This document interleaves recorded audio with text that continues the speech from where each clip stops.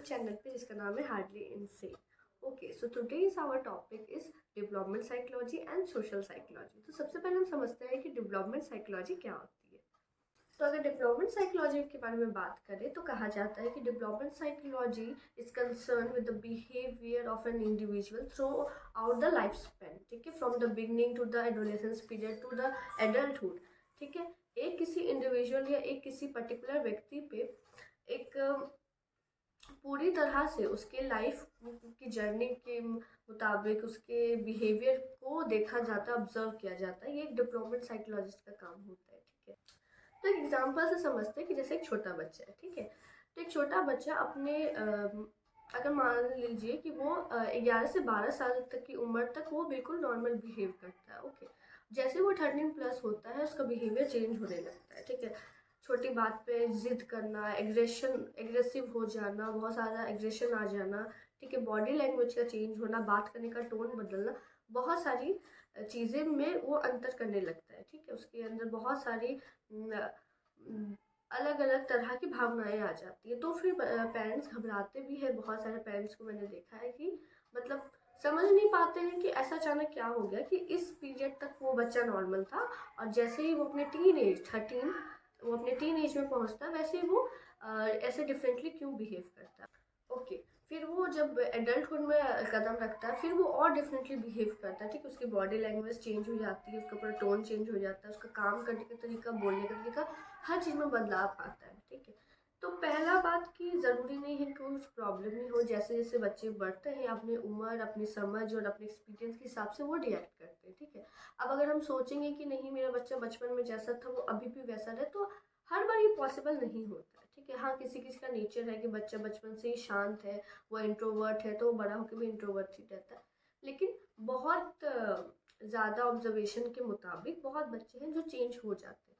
तो किसी किसी जगह पे ये बहुत ही नॉर्मल सा बिहेवियर है। ठीक है, कि थोड़ा बहुत चेंज आना तो लाजमी है, लेकिन कहीं कहीं पे यही चीज़ दिक्कत कर जाती है। कहीं पे सडनली अगर बच्चे का बिहेवियर एकदम आउट ऑफ द बॉक्स हो जाता है, पूरा कम्प्लीटली चेंज हो जाता है तो हम लोग घबरा जाते हैं। और रही बात की सोचने की, समझने की कि क्या हो गया क्या नहीं हो गया, जैसे कि अभी सिंपल सा एक थ्योरी मैं जानती हूँ जो मैं आप लोग से शेयर कर रही हूँ कि अगर थोड़ा सा भी हम लोग का तबीयत खराब होता है या हम लोग का छोड़िए, अगर बच्चे का थोड़ा सा भी ज़रा सा भी उसको बुखार है या कुछ है तो हम लोग ऐसे घबराते हैं पेरेंट्स की उसको सीधे तो नहीं तुरंत डॉक्टर के पास लेके चलो, उसको दवाई दो, सब कुछ करो। ठीक है, तो जब आप डॉक्टर के पास जाने से हिचकिचाते नहीं है तो एक साइकोलॉजिस्ट के पास जाने से में क्या शर्म है। ठीक है, मुझे ये जानना है जी। जैसा कि तबीयत हमारी बॉडी में कुछ भी प्रॉब्लम होता है, जैसे आउटर बॉडी में कोई भी पार्ट में कोई भी दिक्कत है तो हम तुरंत डॉक्टर के पास जाते हैं। ठीक है, वैसे ही मेंटली कुछ भी प्रॉब्लम होता है तो हमें साइकोलॉजिस्ट के पास जाना चाहिए। अब ज़रूरी नहीं है, मतलब सोसाइटी का ऐसा सोच बना है कि नहीं वो मेंटल प्रॉब्लम है, उसको उसको बीमारी है, वो पागल है, ऐसा भी लोग कहते हैं। नहीं, ये बिल्कुल सच्चाई नहीं है इस बातों में आप कृपया ध्यान ना दें। मेरा आपसे यही कंसर्न है। एक साइकोलॉजिस्ट आपके मन को हल्का करने का काम करता है। आपके मन में दुनिया भर की चीज़ें भरी है और आप चाह के भी उसको नहीं भूल पाते हो। ठीक है, रात में 3 बजे याद आ रहा है, रात में 2 बजे परेशान हो रहे हो उस चीज़ को सोच के कि उसको उससे कैसे सामना करे, रो रहे हो, खूब प्रे कर रहे हो, लेकिन नहीं हील हो रहा है। तो अब क्या करोगे? आपने सब कुछ ट्राई किया, मेडिटेशन ट्राई किया, योगा ट्राई किया, सब कुछ किया, लेकिन आपके माइंड को वो कामनेस नहीं मिल रहा है। तो उसका एक ही सॉल्यूशन है कि आप अगर साइकोलॉजिस्ट से मिलते हैं तो अब ज़रूरी नहीं है ना कि हर कोई को हर सेम ट्रीटमेंट मिले, सबके लिए अलग अलग होता है। वो डायग्नोसिस पे बेस्ड होता है कि आपकी प्रॉब्लम क्या है, कितनी मेजर है, कितनी सीवियर है, आपको किस चीज़ की ज़रूरत है। अगर मेडिसिन की ज़रूरत है तो आपको मेडिटेशन पे रखते हैं।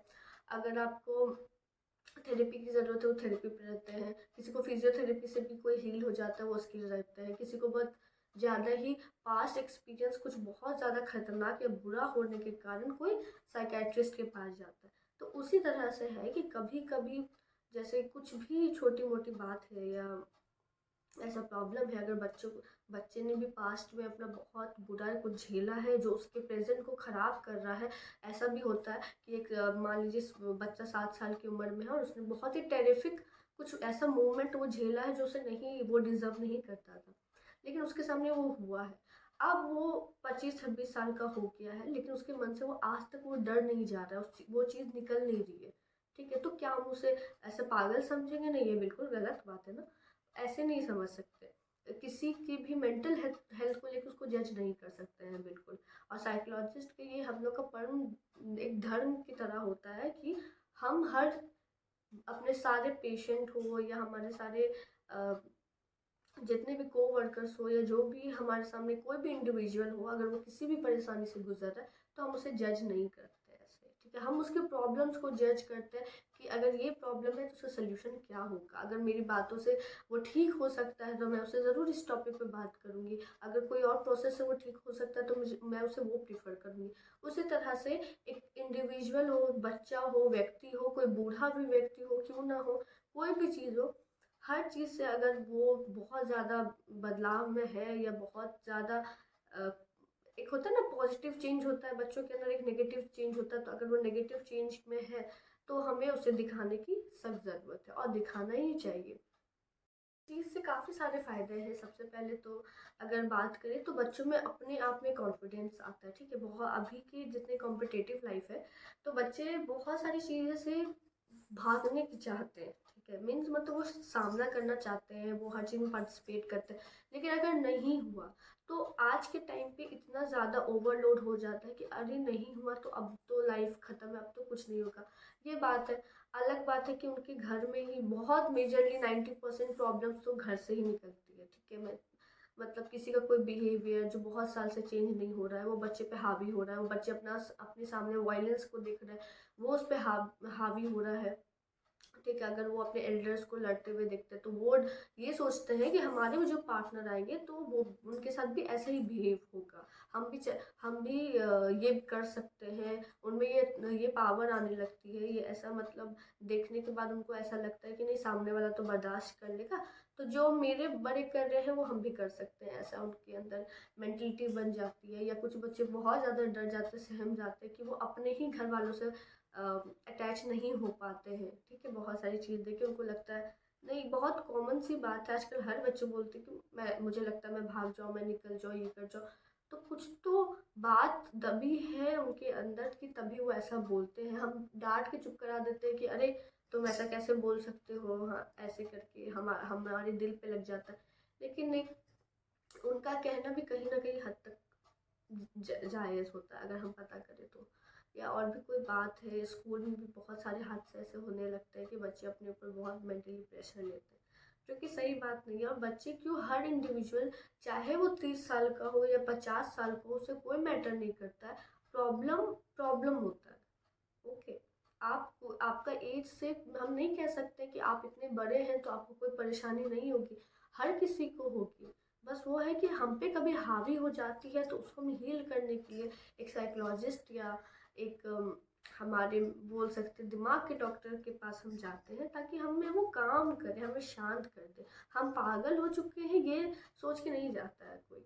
ओके, या कोई प्रॉब्लम है या बीमारी नहीं आपके अंदर नहीं है, कोई चीज़ है जो आपकी बहुत ज़्यादा हावी हो गई है, वो उतारने का सारा काम बस साइकोलॉजिस्ट का होता है। अब अगर डेवलपमेंट साइकोलॉजिस्ट के फैक्टर्स की बात करें तो बहुत सारे फैक्टर्स पे बेस्ड होता है। आपका पास्ट एक्सपीरियंस हो गया, आपका प्रेजेंट कंडीशन कैसा चल रहा है, आपका मेंटल ट्रॉमा है या कुछ है जो आपको आज तक इफेक्ट किया हो रहा है, कोई फोबिया से रिलेटेड भी होता है कि अगर आपको बचपन से वो चीज़ से डर है तो प्रेजेंट में अगर वो आपके सामने है तो भी वो मानसिक तौर पे हावी हो जाता है हमारे ऊपर। कभी कभी सामने वाले इंसान से भी प्रॉब्लम होता है कि एक इंसान का भी एक खौफ बन जाता है कि हम उससे लाइफ टाइम कभी देखना नहीं चाहते हैं, वो हमें बार बार दिखता है तो हमें उससे भी प्रॉब्लम होने लगती है, हमारे मन में डर बैठने लगता है। वो सारा फैक्टर है, लर्निंग का, परसेप्शन का, आपका मेमोरी का, ये सारे फैक्टर्स यहाँ पे अप्लाई होते हैं। मीन्स जब डेवलपमेंट साइकोलॉजिस्ट आपको दिखते हैं तो वो ये सारे फैक्टर्स मेजर्स करते हैं कि बेसिकली क्या रहा होगा या क्या हुआ होगा आपके साथ जिसकी वजह से आज आपका प्रेजेंट को नुकसान हो रहा है या आपका मेंटल हेल्थ डाउन हो रहा है। ठीक है, आपकी तबीयत ठीक नहीं लग रही है, वो इन सब कारण से डिटरमाइन करते हैं। अब अगर सोशल साइकोलॉजी की बात करें तो ये थोड़ा सा इससे अपोजिट रहता है डेवलपमेंट साइकोलॉजी से। डेवलपमेंट साइकोलॉजी एक इंडिविजुअल को ट्रैक करता है, उसी के अपोजिट में सोशल साइकोलॉजी वर्क करता है, ठीक है। वो मतलब सोशल से आप समझ ही रहे पूरा समाज का, ठीक है। तो वो एक ग्रुप ऑफ पीपल हो गए या कुछ हो गई, कोई एक कम्युनिटी हो गई। वैसे कम्युनिटी साइकोलॉजी थोड़ा सा अलग पार्ट है, उसको भी मैं आपके सामने डिस्क्राइब करूंगी। तो सोशल साइकोलॉजी हो गया कि जैसे कुछ ग्रुप ऑफ पीपल है जो एक मत रखते हैं या एक सोचते हैं। जैसे कि बहुत सारे अगर एग्जाम्पल उठाएं हम लोग, तो जैसे लोकसभा और राज्यसभा में अगर डिबेट चलती है या किसी स्कूल कॉम्पिटिशन में डिबेट चलती है, तो ए ग्रुप अलग होता है, बी ग्रुप उसके अपोजिट वाला होता है, ठीक है। तो उसी तरह से होता है कि एक कोई एक इन ग्रुप का मत अगर थोड़ा सा नेगेटिव वे में है, तो उसको टैकल करने के लिए सोशल साइकोलॉजिस्ट होते हैं जो एक साथ कई कई ग्रुप को या कई कई चीज़ों को वो हैंडल करते हैं। जिस तरह से मैंने पिछली वीडियो में आपसे ऑर्गेनाइजेशनल साइकोलॉजी की बात की, तो वहाँ पे एक साइकोलॉजी जैसे पूरे टीम को या पूरे ग्रुप को या उसमें भी इंडिविजुअल को भी वो डील करता है। तो सोशल साइकोलॉजी भी उसी तरह सिमिलर है कि वो ग्रुप ऑफ पीपल के एटीट्यूड को, बिलीव्स को, आपकी मान्यता को, आपकी सभ्यता को, सबको साथ में रख के आपसे बात करती है, ठीक है। जैसे हमारे समाज में कुछ लोगों का ऐसा सोचना है कि ऐसा ऐसा नहीं होना चाहिए, ये काम नहीं करना चाहिए, ठीक है।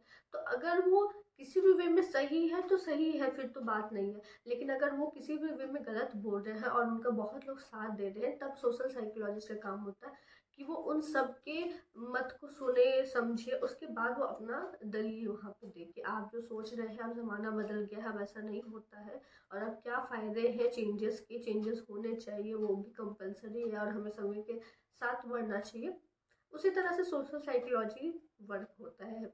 सोशल हर जगह पे ये अप्लाई नहीं होता है कि पूरे ग्रुप को टैकल करे। कभी कभी एक पूरा ग्रुप का एक पर्सन भी ऐसा होता है जिनको एक सोशल साइकोलॉजिस्ट की ज़रूरत पड़ती है। कभी जैसे पूरा ग्रुप है, ठीक है, मान लीजिए अब 10 लोगों का ग्रुप है, उसमें से 9 लोग कुछ और सोच रहे हैं और एक अकेला है जो उसी ग्रुप का है लेकिन वो उसके साथ मैच नहीं करता, ठीक है। तो फिर सोशल साइकोलॉजी है कि उसका उसका वो परसेप्शन समझते हैं कि वो क्या कहना चाह रहा है, कैसे उसको डील करे, कैसे उसकी बातों को समझे।